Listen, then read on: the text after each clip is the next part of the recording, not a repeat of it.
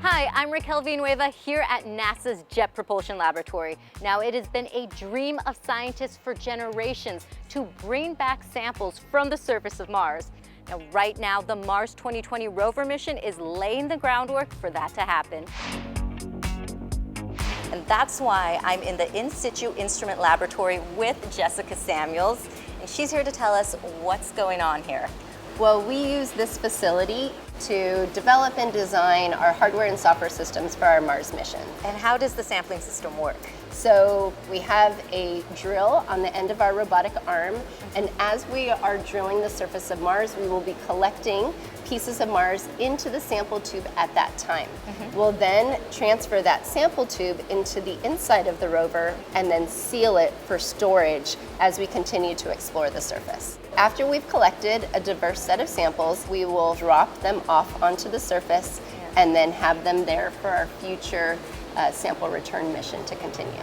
Well, I know you have some tests to keep doing, and I'm actually going to go check out the next phase at a different lab. We're in a testing lab affectionately known as the Sandbox, and I'm here with Austin Nicholas. Now, can you explain how we are going to bring back samples from Mars? So starting from after 2020 has deposited tubes on the surface, there are 2 more missions to go in bringing the tubes back to Earth. The first is a lander mission. It carries 3 major elements: a sample fetch rover and a sample transfer arm that lets you transfer the samples from the fetch rover into the rocket, and a Mars ascent vehicle, which is a rocket that brings the samples from Mars into space. Meanwhile, the orbiter has also launched from Earth in 2026 and is making its way towards Mars, and it'll be in position by the time the rocket's fully loaded. The orbiter will then go to the sample container that the rocket's put into space and then capture it, ultimately bringing them to Earth in 2031. That sounds complicated.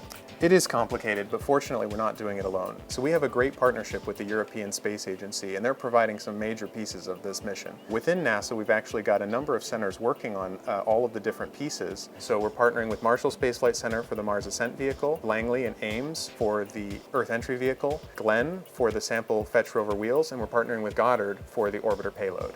And so there's really it's a whole NASA effort to get Mars sample return done. Sounds like there is a lot of work to be done, but this all kicks off with the launch of Mars 2020 this summer in Cape Canaveral, Florida. And there's lots of excitement here as we get ready to make history.